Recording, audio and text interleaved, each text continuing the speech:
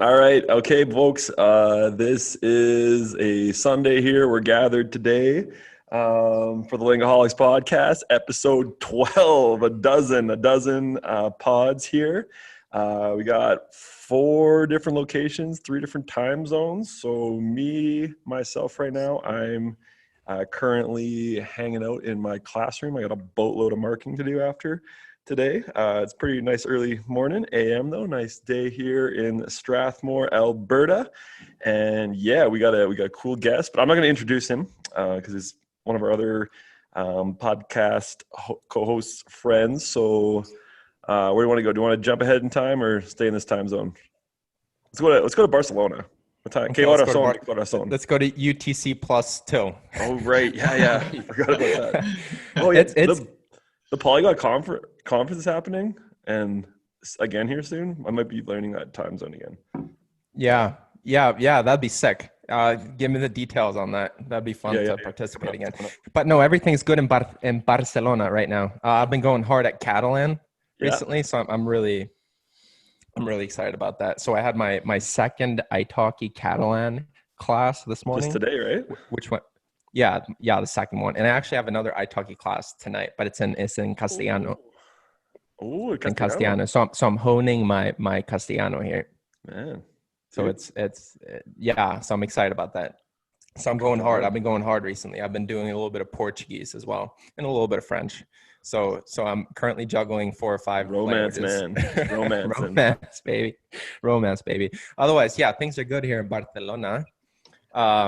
They're playing Barça. They're playing Sevilla. Oh, for soccer? So for foot. Okay. So I'm probably gonna watch that game after my italki class as well. So things are good here. Oh. So with that being said, I'm gonna throw it back to UTC plus -6. -6. UTC -6. -6. Represent. Yeah. All right. So for me, things are going well. I'm calling here from Cochrane, Alberta, baby. Cochrane. The past week has been pretty good. Not too much to report from my side. So I guess we'll get into our guest. So he is my former coworker and roommate in China. Actually, it's funny, just looking at his background, getting a bit of nostalgia from living there. I guess I'll throw it over to you, Nick. So you want to introduce yourself and tell us a bit about what you're doing? Sure, happily. Yes, Cody, remember how comfy it is? Pardon? You remember how comfortable this sofa? Oh my God, yeah. Oh, that's your place? Couch, yeah. That's where you lived, Cody? Yeah. Uh-huh. I've enjoyed having this place to myself. And I'll introduce myself. So before I start talking about that. I'm from the UK. My name's Nick, obviously, and to your podcast, you sent me an episode and enjoyed listening to that.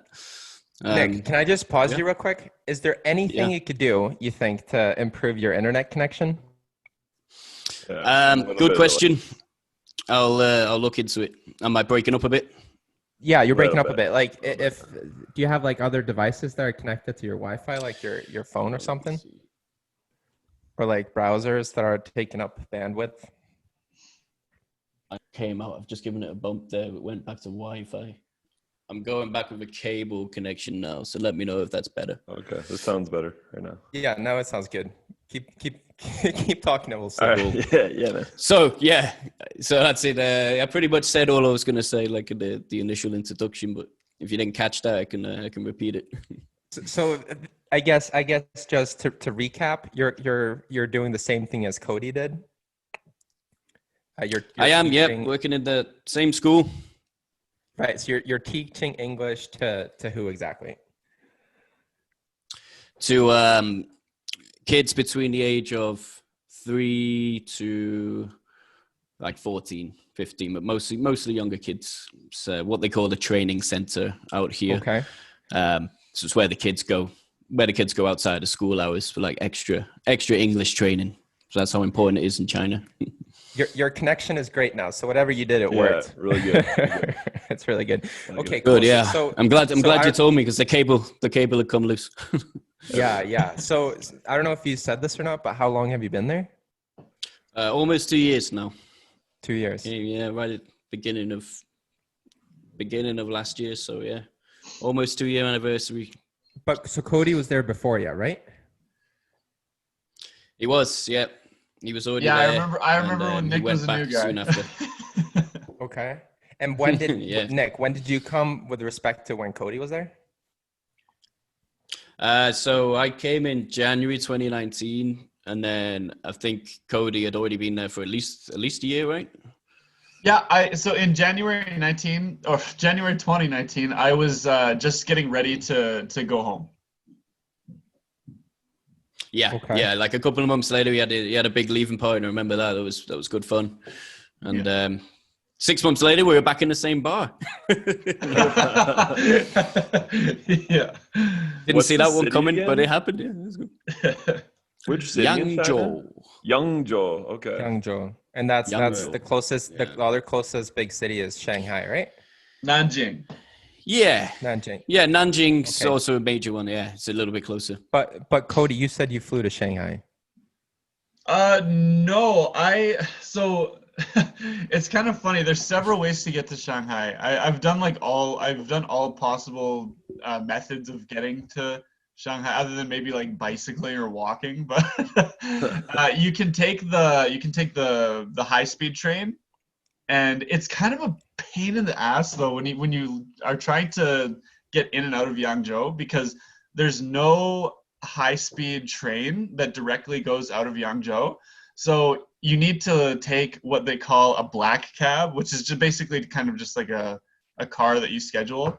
And you have to go to the city across the river, which is called Zhanjiang. And then you take the high-speed train from there to Shanghai. Or you can take a taxi from Shanghai to Yangzhou, which is about a 3-hour drive.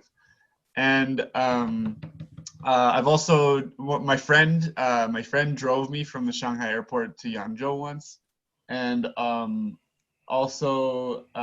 you can also fly. Flying isn't very popular though, because it's just like the same as like flying from Edmonton to Calgary. Like why would you do that? Yeah, I think the Yangzhou airport's about like 1 million miles out of town. Like I haven't even thought about it. Oh. Yeah, it actually shares. The airport is shared with another city. It's shared with the city of Taizhou. So, and it's like directly in between the two cities. So it's like, yeah, if you want to do like domestic flights to other places in China, it's actually not a bad option. I actually did that several times. Like for example, when I went to Xi'an, I took the plane out of Yangzhou, and that was actually the most convenient option. Cool. Yeah. Sounds like quite the process to get from point A to point B there. Yeah. But I'm a big fan of. Yeah, keep going. Basically, it's in a region of China where it's well situated. If you zoom out, it's just like there's loads of cities not so far away. It's just like if you want to get a train directly, you might have to like take a cab first from another station, but it's not a big deal really. It's there's still so many cool places, so many cool cities like not far from here, like Suzhou and Changzhou, and like on the way to Shanghai. So it's pretty cool part of China to be in, because China's so massive. You just like yeah, on the big map, it's actually like there's loads of things nearby, just nearby for like China terms, similar to Canada though, it's a few hours away and it's like it's close. So. So Nick, my question to you is, before you went to China, have you been traveling a lot? So before I went to China, yeah, I mean, I'd had like kind of like stints in different countries. So the last exciting chapter I guess I'd had before then was Brazil, which was 2017 to 18. And then I was home after that for a while, figuring out what I wanted to do next. And that's when China came about. So yeah, I'd been in South America for a good while before I came back to the UK for a period, and then moved on to China. So yeah, you could call it traveling, but for me, it's more like I just lived there and worked and did my thing. And yeah, you probably know how it is. Marcus, if you were there, like it's not too many people are actually there formally. By that I mean legally, basically, in terms of like working. It's not like when you come here, you you get your job sorted before you go and everything. In South America, it's the sort of place where you go, you work formally or informally, and you can find a way to stay for a while. But if you want to stay for a long time, then you do have to be serious about it. So that's why. Basically what you do in South and Central America is that you go there and you basically just work like completely illegally. And then every time your visa runs out, you just hop the border back and forth. I mean, it's that simple. It's that simple. It's got a little bit harder, but because so many people did that, but still basically just they the whole system there is, more people don't care than care. Sometimes you have a problem with the immigration officer, then you just have to go back and stay another day and then come back, and then there's going to be some other guy there who doesn't care. Pretty much, But that's what people do. And you don't even need a visa to start your own company. Like I know a couple Americans down in Costa Rica. They just moved down there and started their own company. You don't even need to have like a residency. Or that's anything. Interesting. You can start a company on a tourist visa. Oh my God.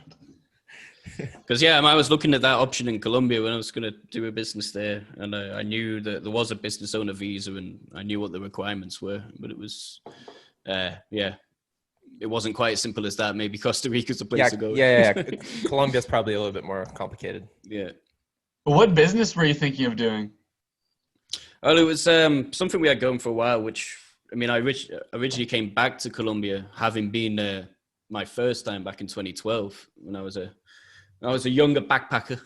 And then after, when I came back, I had a sort of, not a semi-serious plan to get a business going. I was inspired by this thing that a friend of a friend did in Poland, where he had a lot of clients there that were actually like quite sort of fairly prestigious people in Poland. They were like politicians, and they were his clients for like English.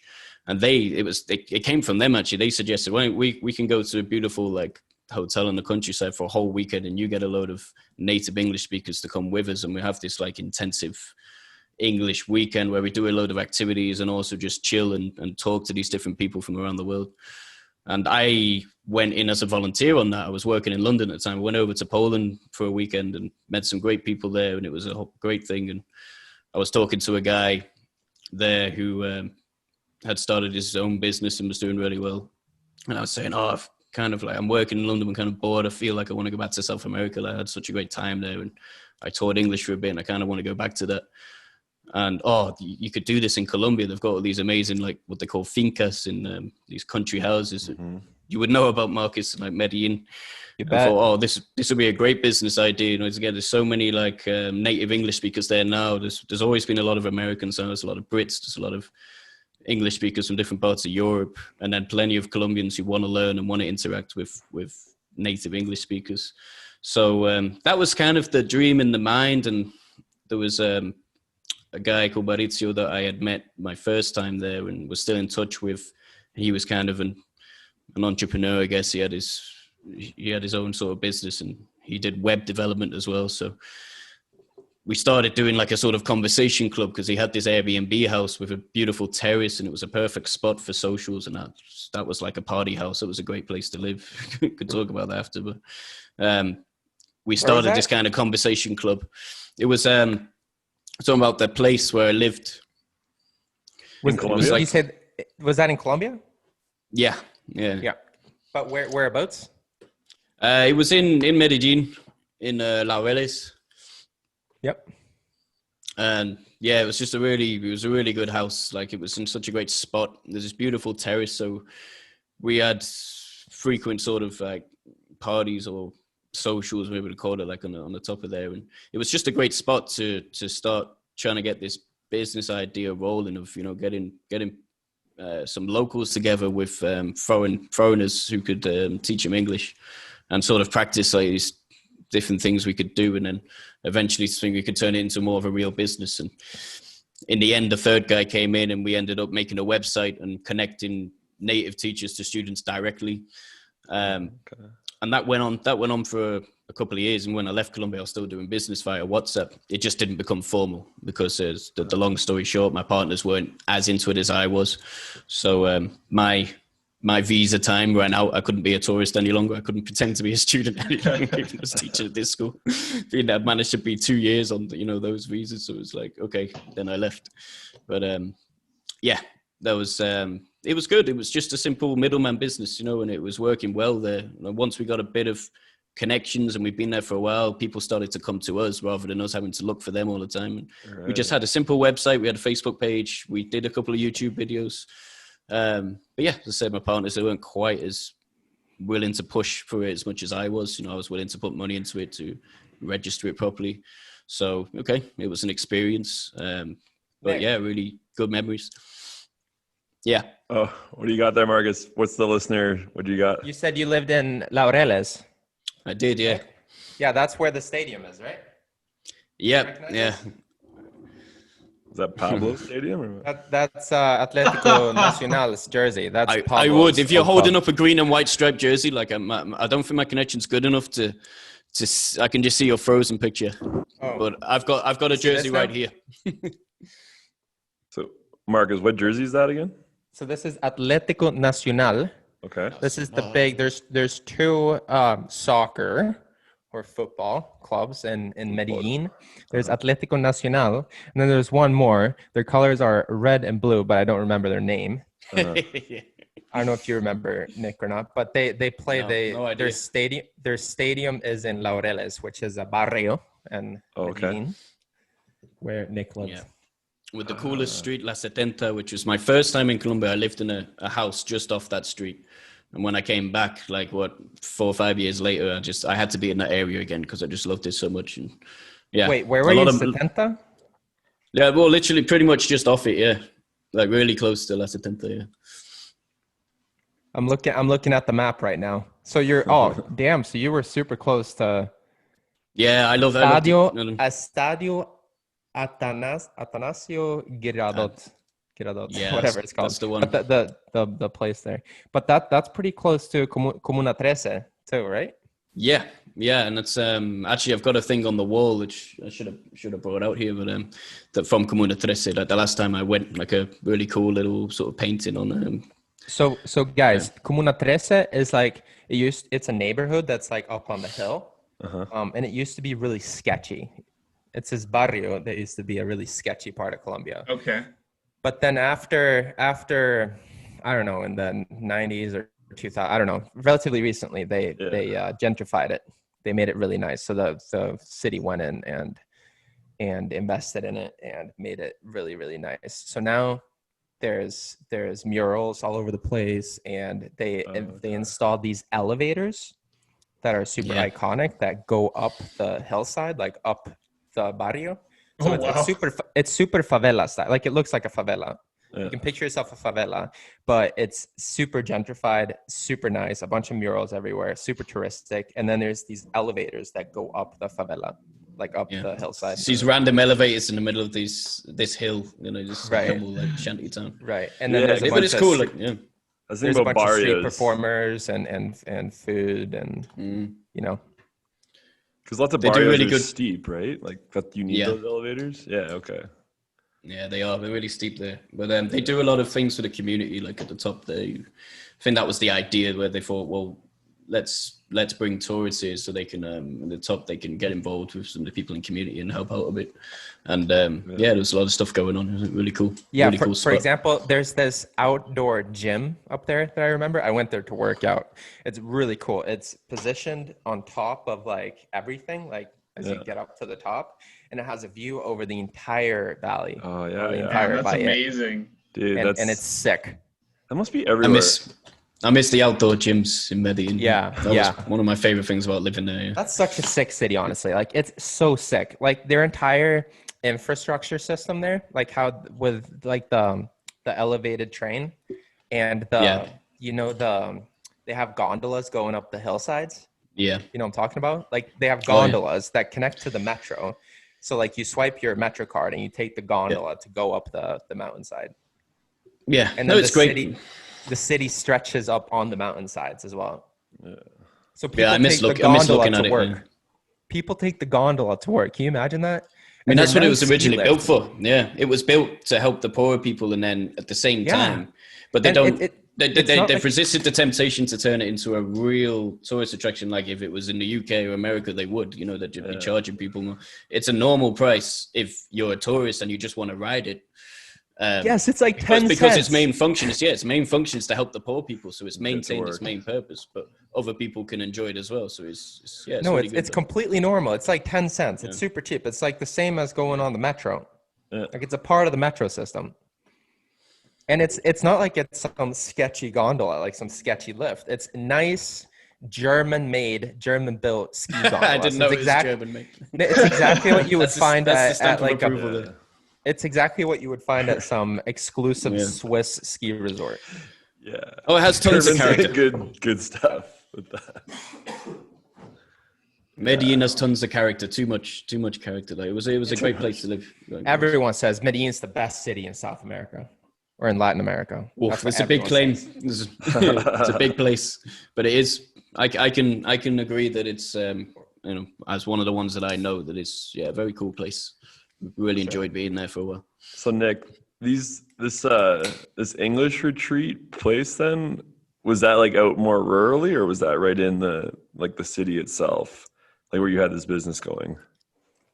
Yeah, so I mean, it didn't actually develop into that in Colombia in the end because okay. Yeah, once the third partner got involved, he said, "Well, why don't you just target business people because it'd be better for you'll probably make more money that way rather than it might have been harder to set up like the thing in the country." So we went down that route by making a website that sort of appealed to, well, not just them. I mean, in the end, our clients were kind of anybody, but it was mostly the sort of the working people. So yeah, it was basically we had a platform, and then we communicated via WhatsApp, and it developed into that's at one point we had maybe 10, 11, 12 teachers associated with us.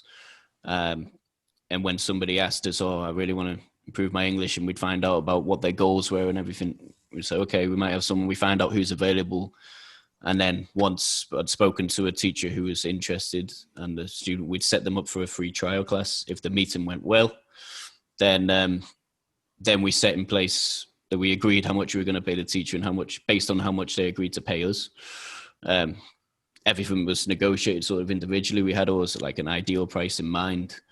But we just did it on a case-by-case basis, and then we'd get the money in advance, pay the teacher in advance, which was a big deal for Colombia because a lot of teachers would be used to, being told they're going to be paid by a school and waiting. So we made the foreigners happy in that sense, because we know how Americans and Brits think, and it's like, if I give you the money now, then it's like Colombian hockey kind of. Yeah, it's just bit more laid back there, let's say, in terms of sometimes things happen as they should, sometimes they don't. So it was a good part of the business model, I think, to tell that, even though it was quite strong, to tell the client before they'd really got going, we want you to pay up front for a month. I think the trial class is what was the best thing that we did, because then that would give you the trust. Look, we're not going to charge you. And the teacher agreed to go and give their time the first time without any money involved. Then we know, okay, if you feel like this person is going to help you, and only if you feel comfortable, then, okay, now we go ahead and you pay for 1 month, and there was no commitment beyond that. And then obviously we'd check in, see how it was going, and then hopefully at the end of the month they'd want to extend again. So yeah, we had some relationships going there for 6 months, up to a year even.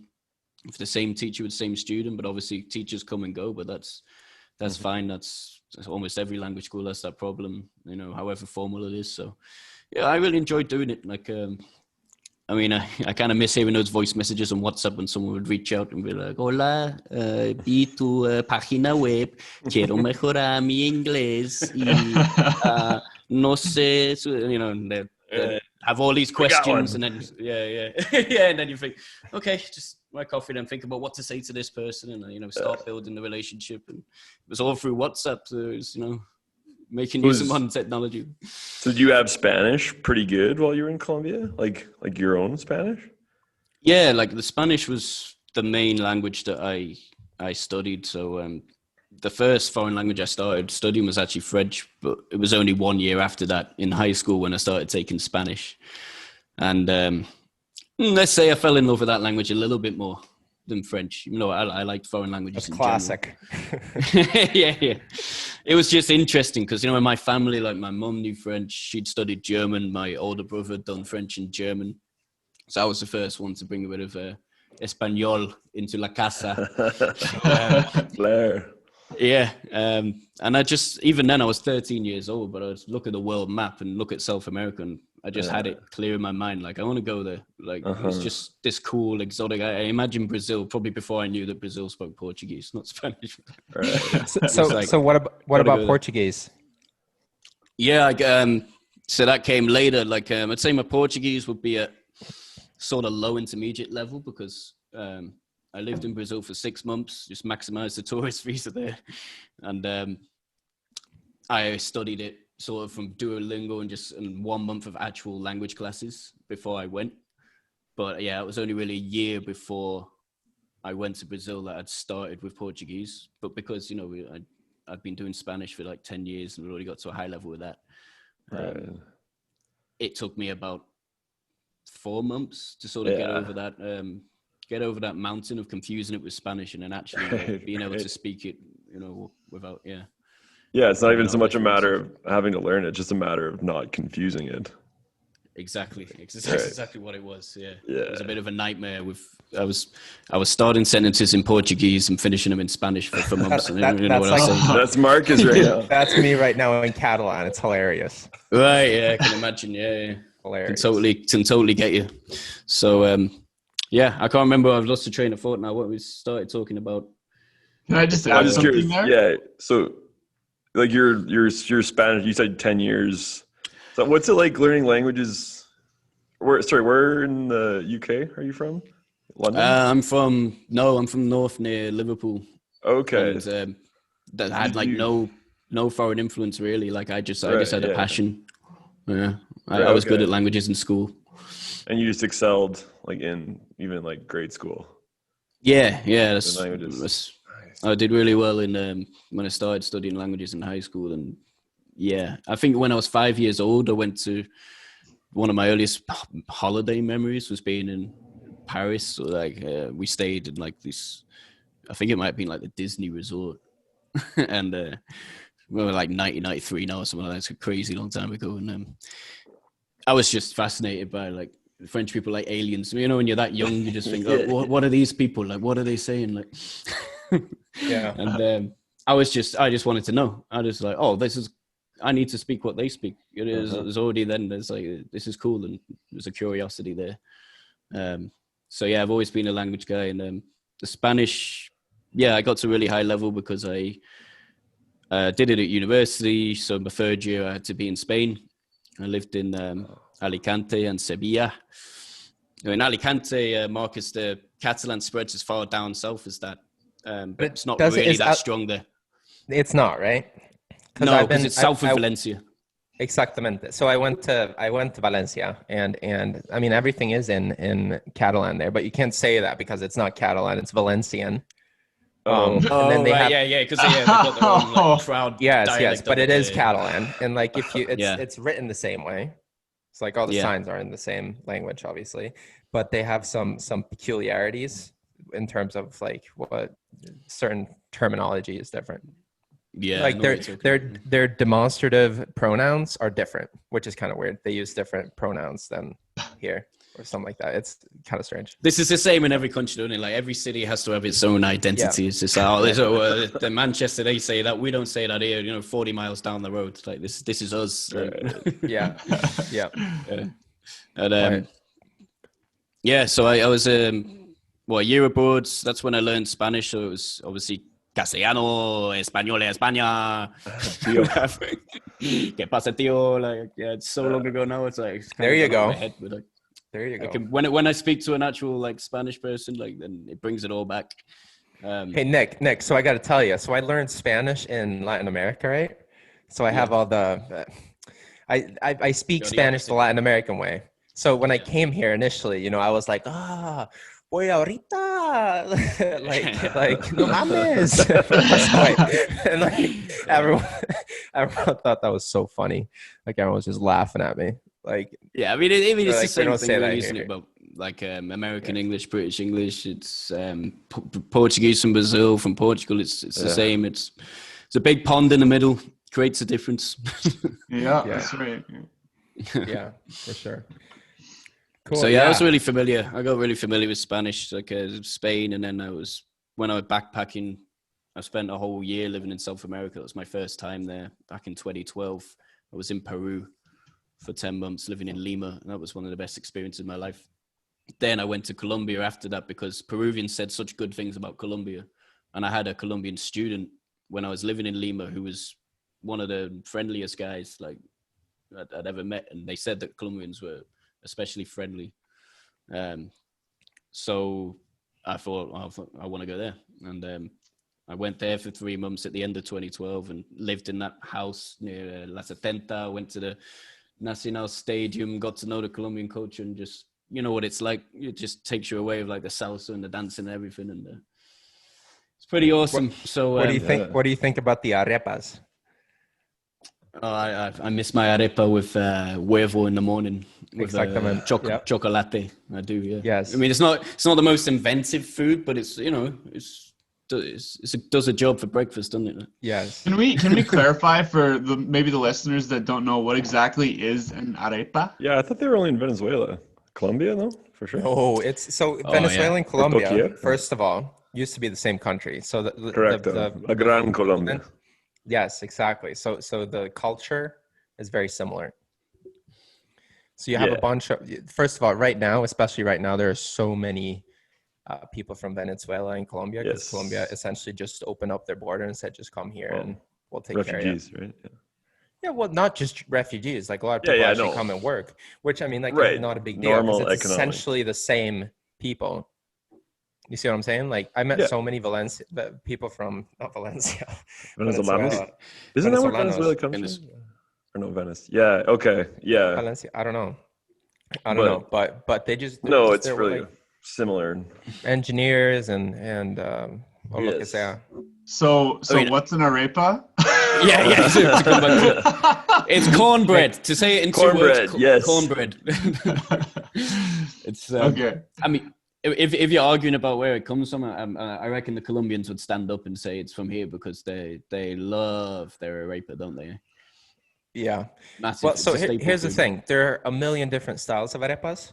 Yeah. But it's basically like a cornbread that's fried. Obviously, everything's fried in Colombia. That's stuffed with something. It's either egg, or it could be like chocolate, like you said. But it could also be like you can get like a fat arepa with a bunch of meats and stuff. That's the one I miss. And what was it called again? The one that was thicker and softer. I don't know, but I just called it an arepa. I don't know, but it's like a fat. It's almost like a. Yeah, it's kind of like a. I know. Like what it reminds me of here is like a doner, but it's like a doner of a South American doner, but it's not a doner. It's made of that cornbread. If that makes sense. I just remembered it's called arepa de chocolo. Arepa de chocolo is the thick one. Maybe that's what it's called. I don't remember. Yeah, it's a certain type of. I don't know how they made it, but they'd have it for breakfast. They'd have it with the Colombian style cheese on top. There was nothing special, but it's kind of thick and very greasy. Egg, and usually with eggs. But then they'd serve an arepa on the side with your lunch. That crispy, dry one. It would always be on the plate. It's just like it's a staple. It's a staple. Yeah, it's of a staple. Colombian food. Yeah. Speaking of, you can just I just want to create a controversy, especially if our friend Jose's listening. Pupusas or arepas? ¿Qué es mejor? Well, I mean, pupusa is a ¿Qué opinas? That's a Salvadorian. Yeah, okay. That's a Salvadorian. Overrated. No, I'm a man of the arepas. I was just gonna say, Nick, I was walking down the street here, one of the avenues the other day, and then all of a sudden I see this big fat Colombian flag, and I just instantly think to myself, I just have to go there and check it out. So basically, it was a fat Colombian restaurant, a big Colombian restaurant. So I just went in there. I ordered Club de Colombia cerveza. Oh yeah. Sabes? And then I got the bandeja paisa. Oh yeah. Oh, the bandeja paisa. Yeah. The bandeja That's paisa. your hangover cure. Yes, and then you automatically get a couple of arepas on the side. But then I also got cassava. What's cassava called again? Another word for cassava? The orange. I'm blanking on it, but cassava frito, fried cassava fries. Like That sounds awesome. What do they call it? I forget. I'm really bad at my fruits. Like there was a million of them there in Colombia. Like I remember getting what do you call it? Guayaba juice all the time in my lunch. The pink one. Guanabano was the white one, I think, wasn't it? Oh. And guayaba yuca, is the pink one. Yuca, that's what I'm talking about. I'm talking about yuca fries. Yuca, yeah. I know what you're talking about. Yuca fries. So anyway, that was. That's so Colombian. That's so Colombian, my friend. But it was so Colombian, yeah. And I loved it. Yuca is one of the driest foods. I mean, I was never into it, but it was a big thing there, wasn't it? Are you serious? Fried yuca, man. Like the yuca fries. So good. Yeah. Do you add anything to it, or just eat it straight? No, you have some other salsa on it. Salsa picante. Yeah. I was gonna say because it's not a lot of flavor. If you add stuff to it, I get it. Like it's very satisfying. It's so good. But they have to be the thin ones, not the thick ones. Because like if you eat too much, you're like, oh. Well, you're in Spain. You're in Spain there. You'll have South American culture all over the place. You know. Right. Yeah, a lot of Latinos. Yeah. I miss that culture over here. So one thing is kind of hard to find in Yangzhou. Yeah, and actually, speaking of that, do you guys mind if I switch the focus here a little bit to Please China? do, man. Because China. we always end up talking about like Spanish things on the show. So. No. Yeah, This is building suspense for China here, man. You blame us. Yeah, I mean, it's talking about Spanish is fun, but I mean, No. Yeah, let's dive into China. Yeah, we talked about Nick's past in the Spanish world. Now we gotta bring it back to China, man. Yeah, to the present. Yeah. So Nick, how's your Chinese learning going? You know, when you guys were the podcast I listened to, I'm not sure which episode it was. Maybe the first one you were talking about. There was one I heard in full, and you were talking about like you might have different names to it, but what I call like the golden moment, which in terms of learning a language is kind of a period of a few months, maybe that moment, but like, when it's happening, when your brain is starting to make sense of it. Yeah. And, I'd say with my Chinese now, I can't call myself intermediate level, but like I'm halfway towards full conversation now. I'm like, my listening has got to a point where when I went to get my hair cut the other day, and she's asking me some questions, instead of being like 80% lost, I was 20% lost. You know, there you go. So you're there. I'm there. Okay, and I picked out one keyword in a sentence, and I know you're talking about my work colleagues, and you're asking what they've done in a holiday. So I think you said, did they go to their country? And you're like, yeah. And then you're not even sure like you can't form maybe the full answer you want, but like that's the main thing for me was the listening. And I struggled so bad with that for so long. But now it's like I can sort of, it's like it's hearing it slower. I can hear, though it doesn't sound like they're speaking fast anymore. Mm-hmm. It's just that I just don't know all of the words, so I can repeat back the word that I'm not sure what you said. It's like, it's like, do you want to do blah blah blah? And I'm like, and he says, do you want to do like 中家? And I'm like 中家. I'm like, I got the rest. It's like, do you want to do Zhengzha? And I'm like, maybe, but what's Zhengzha? Whereas before, I had no idea like what the verb was. So it'd just be like, do you? What? Yeah, it's. I'd say I've got some fluency now with the stuff I already know. I think that's the way I'd put it. So like the everyday stuff that I'm always talking about. I can do it without thinking too much now, and it's kind of sounding natural because I've been immersed in Chinese now for so long. but I'm lazy when it comes to studying. So that happens. Yeah. No judgment. Yeah. No judgment.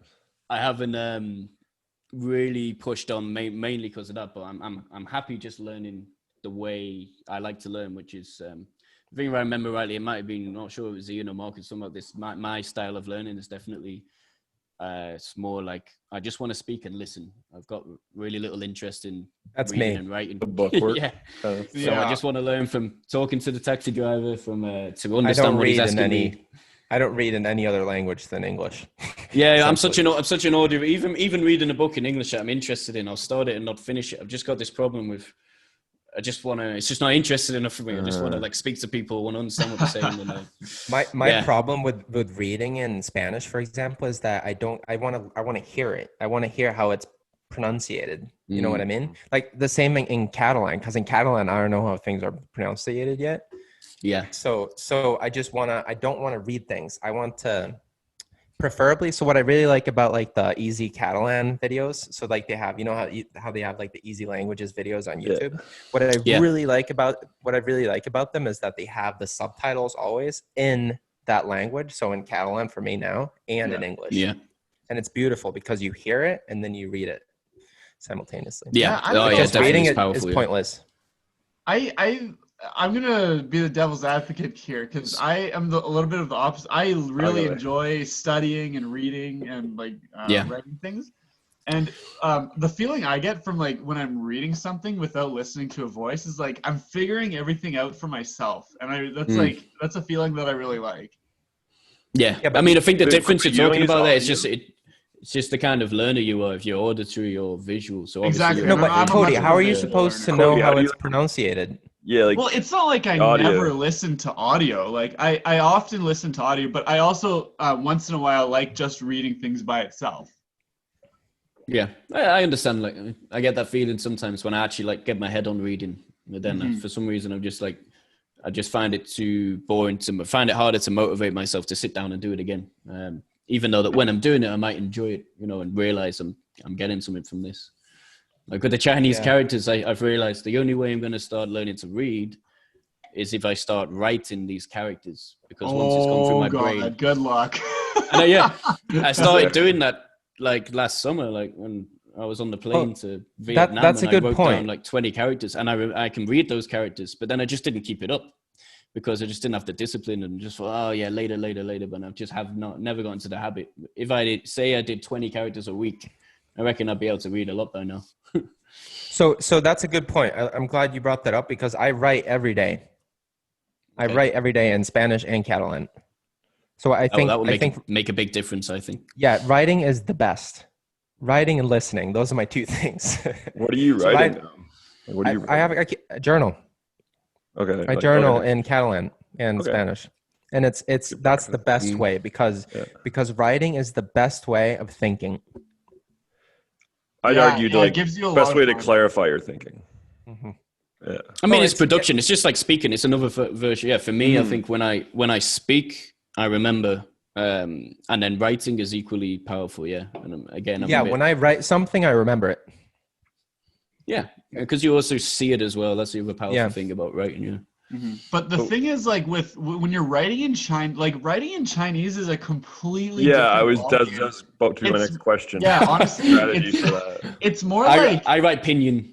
I'm still because when you're writing characters, it's almost like drawing a picture and memorizing how to draw pictures instead of just like memorizing the sounds.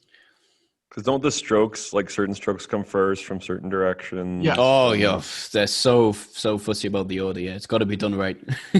Yeah, they're very particular about it. Yeah. And basically, like all the characters are composed of what they call radicals. So what's a radical again exactly? Similar strokes that you will see in certain patterns of characters. Like for example, there's a radical for water. There's a radical for person, and like for earth, and etc. And you build upon those, right? You build upon exactly. If you see that radical in a character, you know it probably has something to do with that idea. Right. It's all like the associations. It's like a hint, yeah. And then when I started looking at the Chinese characters, I thought, when I saw like the character for water, you know, and it had some kind of like, it looked like droplets. I thought, oh, this won't be too hard to decipher. If everything is logical like this, you realize like it's not logical at all. Like the stuff like the early Chinese, that made sense. You know, we're like, you know, have these kind of stick figures, like a man bending over, like that's a man, that's woman. And then they've changed over time to this elaborate thing that looks nothing like you could not guess, right? You have to actually learn it. And I think, I've actually got to sit down and learn it. I forget that. There's several types of like hints that you can get, and that's actually, you alluded to the first one. Those are called pictograms. So that part of the character literally looks like what it's trying to say. Yeah, that's what I need. Yeah, and that's really convenient. I like those. Yeah. And then there's other ones that are sound based, so they actually they look and represent like how you would actually sound them. I don't want to say like an alphabet, but kind of like they give you a hint of like how to pronounce them, and then there's just like some other random ones that don't really make sense. Yeah. Mm-hmm. What do you miss about China? I'll just throw that out there, Cody. What's the main thing you miss when you think about it? What's the main thing I miss about China? Foods, like the comfortable lifestyle, or what? Like, you know what I miss. This is like a hard thing to translate, but I miss like the "renao" on the street.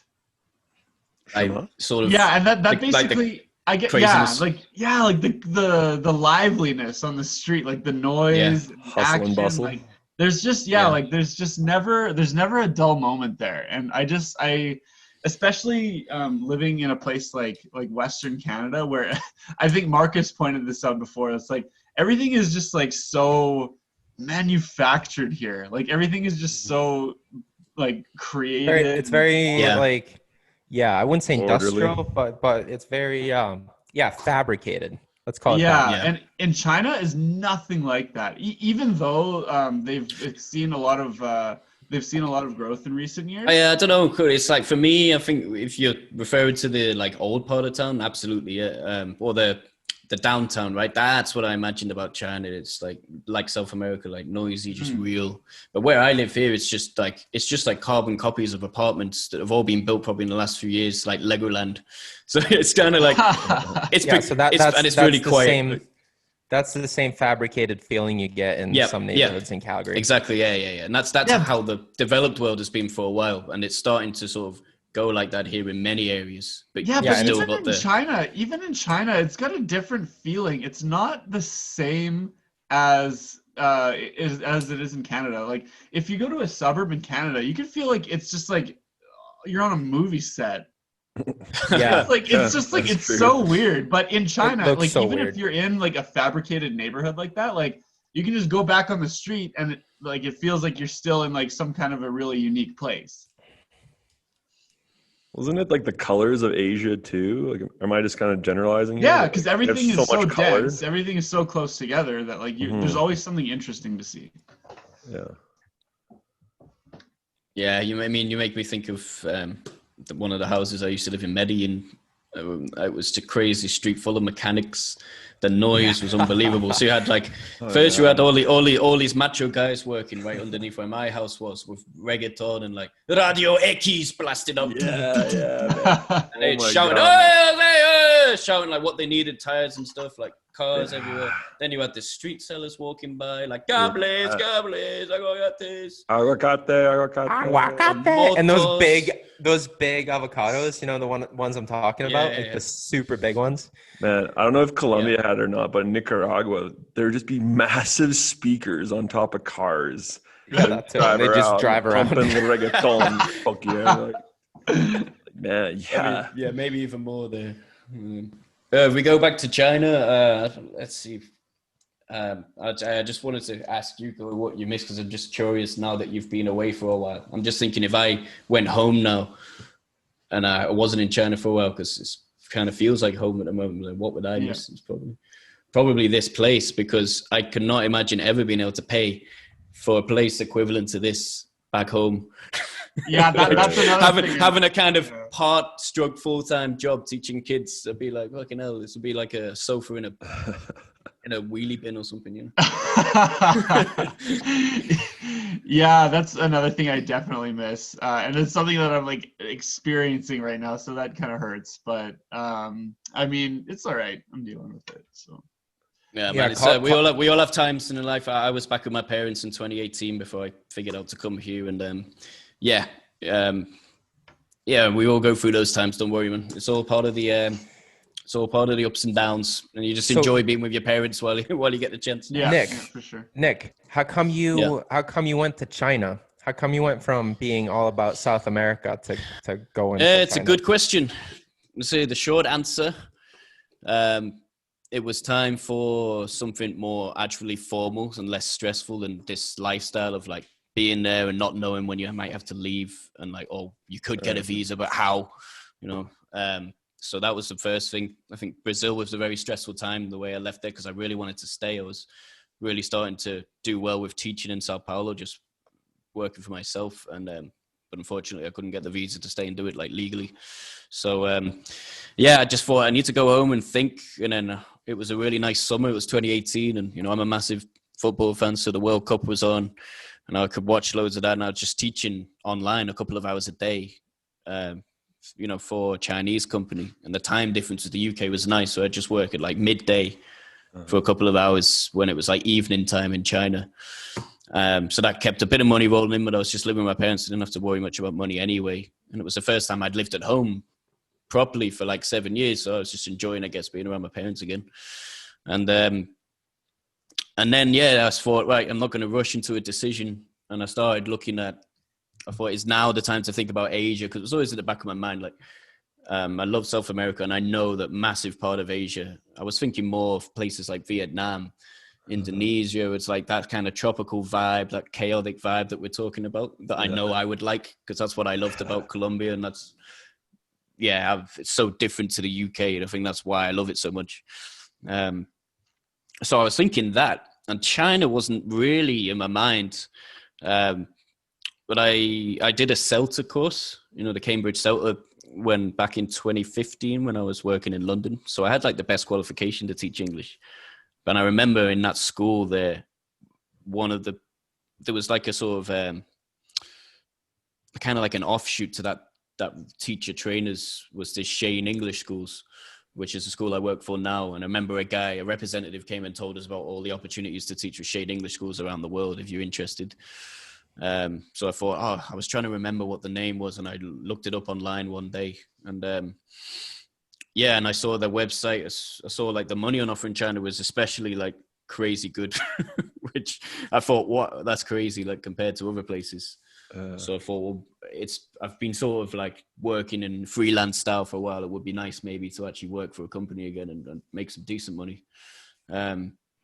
So that was part of it, and then I don't know, it just became clear in my mind one day that actually, because I was thinking China, I'll definitely go there one day because it's too big a country to ignore, you know. But because of like all of the negative stuff and all the propaganda about China from our country, and I, having been a traveler, I know that you don't know a place until you go there. So China's like, actually, that's exactly where I want to go, because I need to see for myself what the hell is this place all about. So that was kind of like, and then I had one of my closest friends from uni. He had a Chinese girlfriend. He met her when I was there with him, and he had a relationship with her for a couple of years. So he went out to China, and he's half English, half Iranian. So he's more in touch with sort of Eastern culture anyway. So I spoke to him and shared my thoughts with him, and he told me a lot of other things about China. I don't know. And then one day it just became clear. Actually, I really want to go for this. And it was quite fast. Once you said, I had a couple of interviews, and then it was, you can go to Yangzhou, or you can go to this place in the far north that was somewhere near to North Korea. And I could have gone in as a manager there for one of the new schools. And I thought, it might be good to, at this stage, I've been teaching for a while, to like be a manager right away. It would be quite exciting. The city itself looked all right, but I did a bit of research about it. Like, it was freezing in the winter time, like minus 14, 15, like Canada freezing. we can't handle in the UK, because like our cold winters are not really the same. Yeah. So, right. But Nick, how would you describe living in China? Because you know the propaganda that we're fed here through the media outlets, right? But like, what do you have to say to that? Yeah, I mean, I'd say since I've been living here, like I expected, like most of that. I mean, it's not that the stuff that's in the media back home is all completely false. I mean, it's there's a dark side to every like big country, right? Like we do the same things, but in terms of how is it actually compared to what I thought, it's kind of what I expected. Like, very different. Everything seems to be sort of the other way around here. Like, I don't know. It's just a way of thinking. It's just it's more different than anything I experienced before. But at the end of the day, there are good people here. It's people are laid back, like Cody was saying. Because my perception is that the quality of life in China is pretty high, even though you work a lot. You have to work a lot, but the quality of life is very high in terms. I mean, it gets a massive country, but it's improving lots too, right? Yeah, I mean, I would say like it feels like a first world country to me where I've been living here. Like I haven't seen other parts of it, but the quality of the roads and stuff is a million times better than where I'm from. Right, but people make a decent amount of money and they're able to go out and spend that money. And I mean that's a total myth if you think that like I mean most people are aware now. I hope that China is very, very wealthy, and it's I guess it just took them a long time for that to be distributed more around the population, but that's like Can I jump in here? Yeah. So one thing that really, really stuck out for me when I was in China was that there's just like this collective sense of identity that they have that I've never seen anywhere else. And like they have this very strong nationalism, and everyone very much identifies with it, and they have this clear idea of where they want their country to go and how they feel about them and their relationship to the rest of the world. And just in terms of like political opinions that everyone has, like everyone's like just like generally on the same page. Like the whole debate culture that we have here in the West, like is just like not really the same there. Like here, I find like here, like people just like it's almost like a hobby. Everyone just like talks about politics, like just like boring hobby if you ask me. Yeah, but in China that doesn't really exist. Yeah. Well, okay. Reasons. For obvious reasons. So I have another. Can we go back quick to the quality of life because for example here in Barcelona, it's a very interesting experience for me because just talking to people here, people make a decent amount of money, right? But the cost of living is so high that you don't end up with a disposable income at all, really. Like people can't afford to do other things than paying rent and getting food and stuff. And so people are still broke even though they make a good amount of money. But in China, how does that work in China? Because it's not just about the amount of money you make; it's about the cost of living as well. So cost of living is cost of living's very, very reasonable here. It's pretty amazing considering what's on offer. I mean, I guess so the most important things is rent a place to live and food, right? So both of those are much better than it would be in other developed countries. The apartments especially, like this place here is actually 3 bedrooms. It's kind of meant for like a small family basically, and then I'm able to afford it here, and it's fairly new as well. So it's like you have low quality because China produces a lot of stuff and they're used to sort of low quality stuff like to save money. So it's not like you'll always get high quality for the low cost, but the low cost option is there. And like you're saying in Europe and Canada and America, it's just the low cost option is there, but it's much harder. It's much harder to find. It's it's in terms of that like cost to life benefit, it's really really good here. So it's a big reason why people come. Yeah, my perception is that China's turned into like some type of ultra neo-capitalist society where everyone's just buying things all the time. Meanwhile, here in Europe, as you know, people don't have any money because we have such a real estate bubble here. So rent is so expensive that your entire income ends up going to rent. You know? You're right. I mean, would you agree, Cody? I think like it's super consumer culture here now. No, I don't. It's not like the shopping malls are all full. I think people haven't fully adopted this crappy, European American-esque consumer culture yet, which is nice to see because it is just crap values. But a lot of people do, and it's there. I mean, they just build shopping malls everywhere, which is it's not great to see, but it's just what they're doing now. It's their bubble. It's their time. It's really strong amongst young people, and it's only going one way.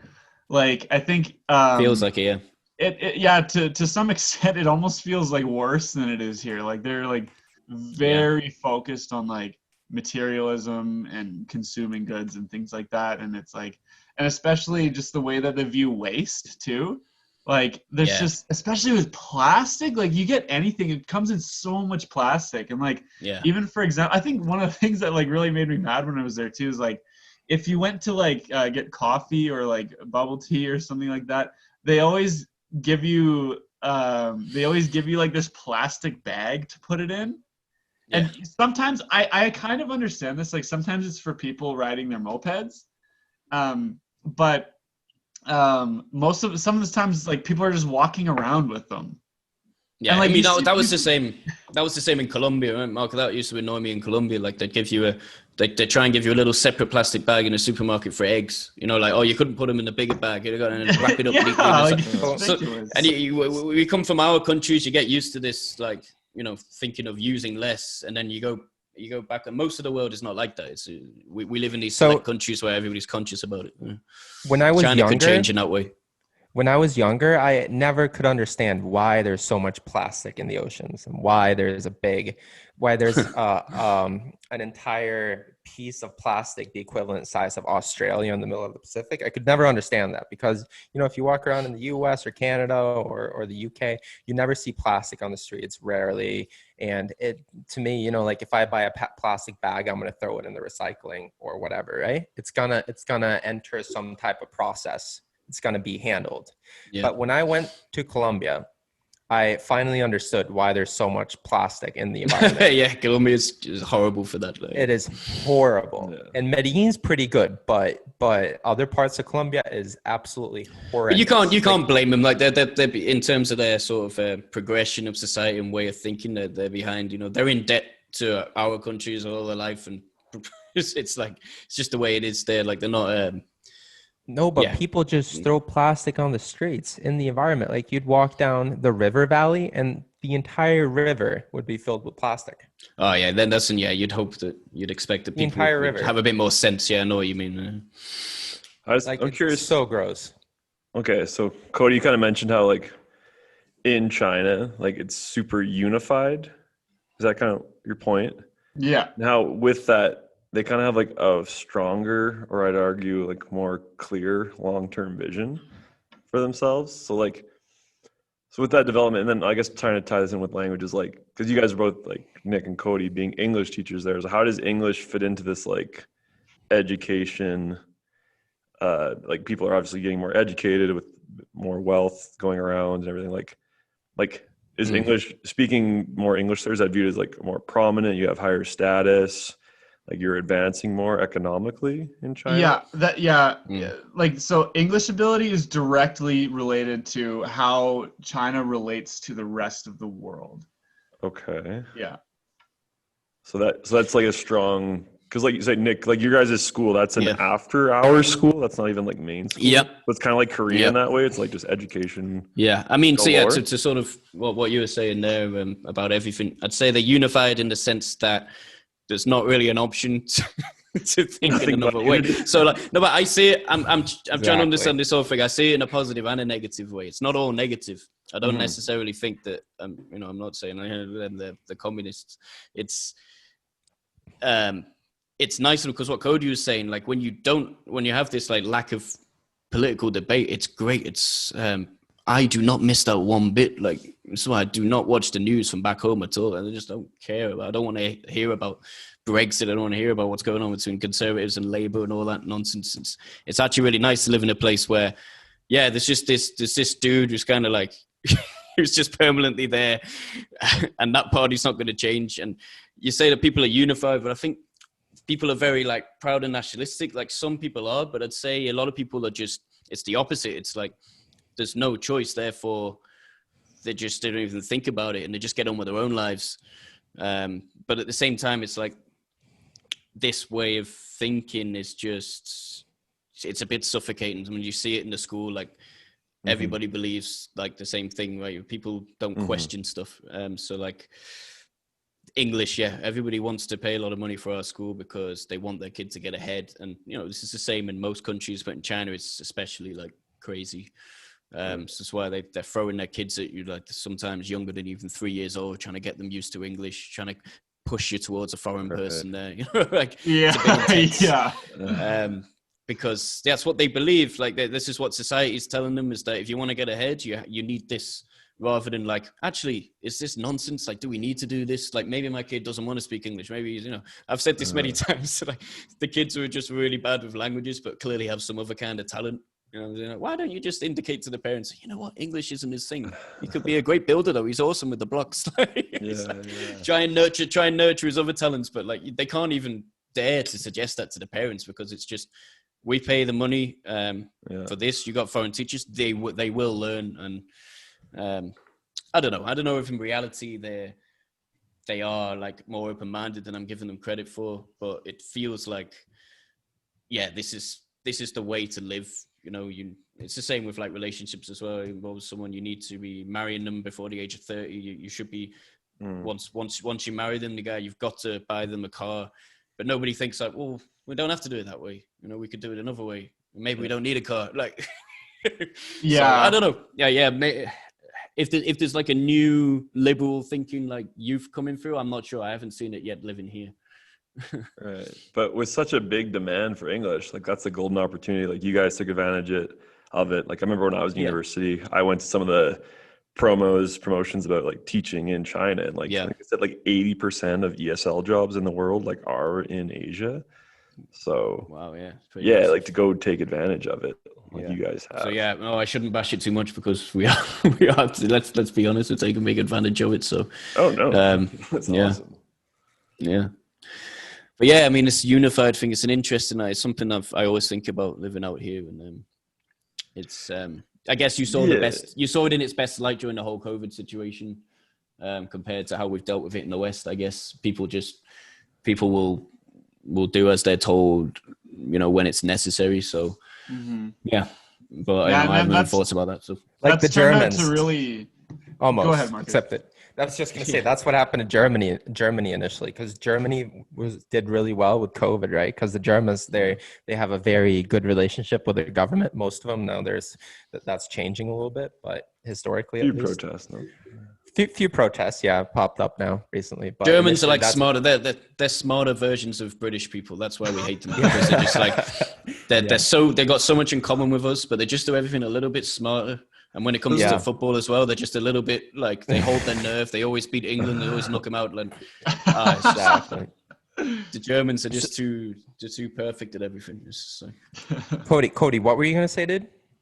I don't know. I don't remember. It's okay. So my question was, how's the situation right now there? Because Nick, you've been there the whole time during this COVID thing, right? It's been, I mean, speak to people at home. Obviously, I've got a friend in Mexico that still trains me, like my exercise trainer. And nice. So I've heard about how it is in other parts of the world. So I feel really happy to be here, because it's just gradually got better and better.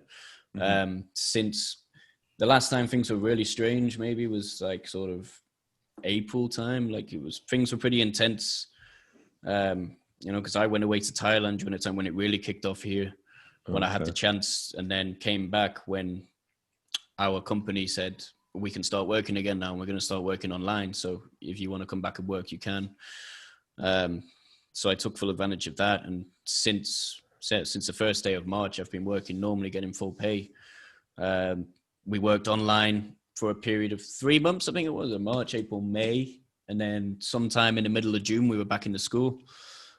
And still like not completely normal, because, you know, like the parents are now sitting outside the school rather than inside. They've got these cones where they try and sort of herd the students on one side, and it's kind of like feels like it's all pointless now. It's just because of like government saying, you know, you've got to do these things, and they get hands up on the door and stuff. But nobody really cares anymore. Like I guess in the last month or two, like they've stopped being strict with masks in the shopping malls now. That was the one place where it was still strict for quite a while. So yeah, I know that it's definitely, compared to like the other major country I guess you hear about, it's 5 steps ahead here. It is frustrating to hear that China is more libertarian than Spanish in terms of COVID. Right now. Exactly. That's what my friend keeps saying to me. It's like, my friend's saying, "Oh, China's one of the most normal places to be in the world right now. Who'd have thought of that?" Yeah. From our perspective, man, you have to wear a mask here everywhere, outside, inside, doesn't matter. Everywhere you have to wear a mask. And now they have lockdowns in Madrid again, so you have to have a piece of document. You have to have a piece of document with you if you go to the store or anywhere. Jesus. It's insane.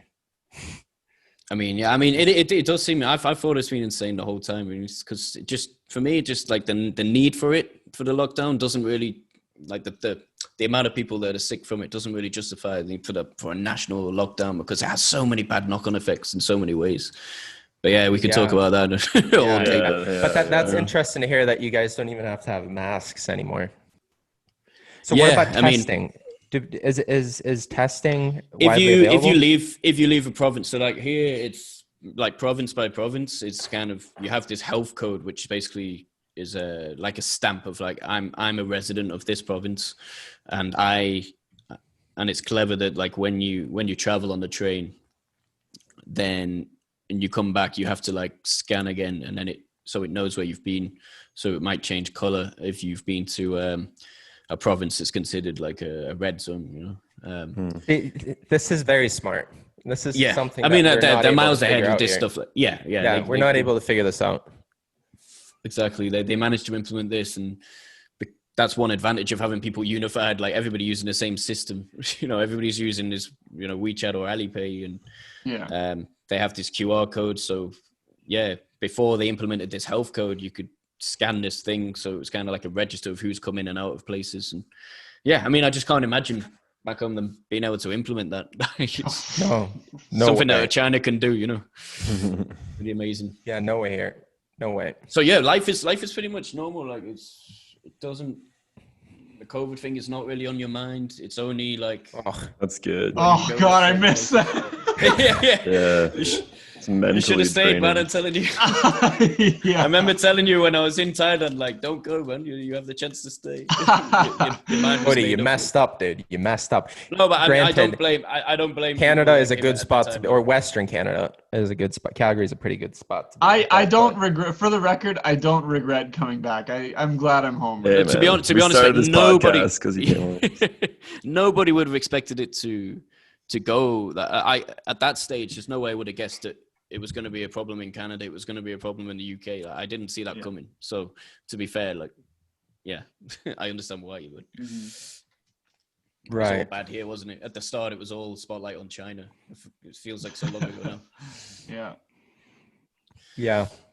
But I was going to say that, especially in Spain here, it really feels like the politicians don't really know what they're doing, and they're not afraid of taking extraordinary measures to control the population. Which Spain has a bit of a history of that. Especially in Madrid, right? Yeah. Here in Barcelona, it's a little bit more anti-lockdown. What were those? Did you say there's a little bit of some protests happening there, Marcus? A little bit of protest. So people still people are still a little bit, are still German here. They still have the German attitude in terms of like it's they understand that it's a bad thing and that it's out there. But the whole lockdown thing here, I don't think Barcelona's going to lock again. Oh no, sorry, I was referring to the Catalan independence. Oh yeah, it was nothing. So I was talking to my friend, and he said that was nothing. That was nothing. It was just, so every time there's any type of pro-independence manifestation here, the Spanish media blows it up because it's the Spanish media, and they want to make sure that everyone has resentment towards Catalonia, right? But it was like 100 people that were out, which is nothing compared to 3 years ago, right? And they lit one dumpster on fire. That was it. in the middle of the street. But I mean, like compare that to 3 years ago when there were millions of people out. Yeah, what are you doing now? Are you working now? Or are you juggling? Yeah, I'm doing like an internship, I guess you can call it. Oh yeah, nice. At the university. So yeah, that's what I'm here. Is it like the main university in Barcelona? There are so many universities here, but it's technically the main one. It's the Universitat de Barcelona. Nice. So that's one of 5 big ones here. Yeah. Apparently, that's what people tell me. The Barcelona has like 5 of the 6 biggest universities in all of Spain. There's like a really big one in Madrid as well. But yeah, so I'm up. Have you been to Barcelona? Yeah, I have a couple of times. Beautiful place. Yeah, beautiful. So my facultad is right next to Camp Nou. Oh, amazing. On diagonal. So I bike on diagonal to work every day. You lived in Barcelona in the historic period when Messi threatened to leave, but staying. Yeah, dude. People here want him to leave.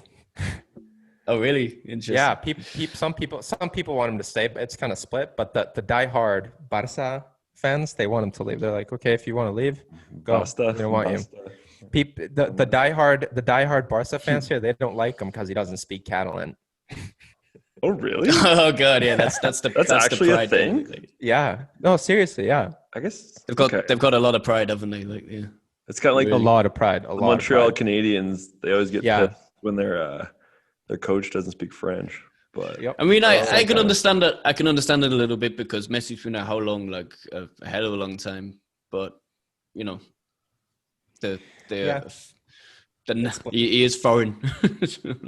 He is foreign, but he's a product of La Masia. So yeah. But now we have. You can't keep everybody happy. Now we have the new guy, Ansu Fati. You know him?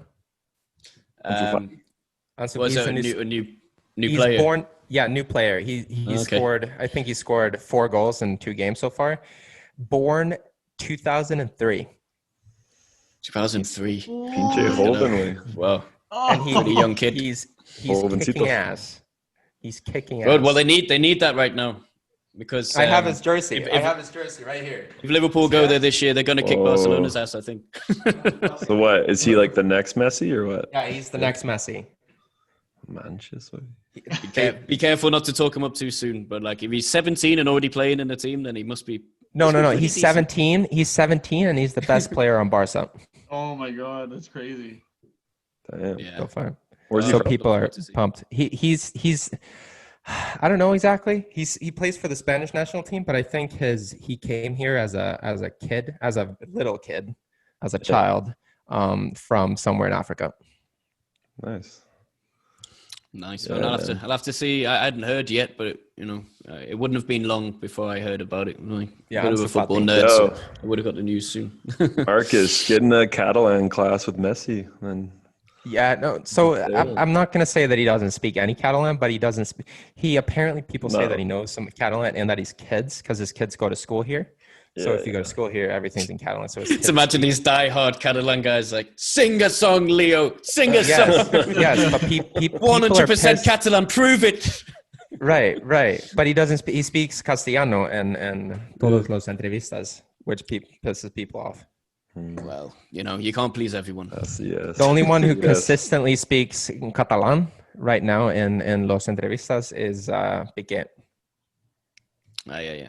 He's Barcelona through and through, isn't he? Yeah. So, but apparently Shakira speaks well Catalan. She speaks good Catalan. Well, she speaks. I'm sure if she hadn't met Piqué, probably wouldn't, right? Yeah, exactly. But she's apparently a polyglot. She speaks a bunch of languages. She's Shakira, maybe she has Lebanese heritage. Yes, exactly. She might be some Arabic. Yeah, so we've gone to Shakira now. Is it time to wrap it up? Or? Yeah, no, we've come full circle. We started in Colombia, back to Shakira. Yeah, but maybe we can get Shakira on the pod. Oh, eventually.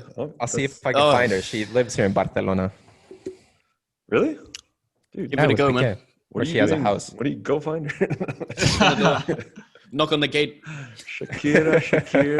Lingoholics podcast. Hey, Let's man. go. She's like, oh, sí, claro. Dude, we should do Shakira as the intro. Barranquilla, Colombia. We should do Shakira as the intro music this up. Yeah, we could do that. That'd be fun. Figure something out. Yeah, Which we've song? got the Some look. Chinese. There's some Chinese. We've all got the look for that, so yeah, why not? Yeah. So, Sweet. So do you want to? cool. Do you want to wrap So wait, this up? first of all, yeah, let's wrap this up. But Okay. Nick, what time is it there? Okay, ora. It is now 11:28. So Okay, one so it's reason getting- why maybe I should. Yeah, it's time for you to go to bed. It's time for me to start prepping for my lesson in Castellano. Man. Castellano. Oh, Qué Castellano. bien. Yeah. 2 hours here. Sick. 3 hours. I got a Deutsch one tonight. Nice. And what about you, Cody? What do you got going on? I got family day. Family day. Dia de familia. All right. Ian and I are gonna keep at it, and then Nick, you're going to bed, okay. and Cody's got work. family day. But yeah, man. Yeah, no, thank you, Nick. That was super fun. Damn. Yeah. Yeah. that was Thanks, awesome. guys. Yeah, That was yeah, fun. enjoyed it. Yeah, episode So- 12. Episode 12. Give me a So- shout when it goes up. I'm sure Cody will. Soon. Yeah, Soon. for Yeah, sure. it's gonna go up soon. I'm gonna do this immediately. Sure. All right. Yeah. Peace All out, right, brothers. nice one, guys. All right, boys. Appreciate it. Yeah, take it easy, man. Yeah, nice to see you, man. Zajin. Yes, nice to see you. Zajin. Zaijian.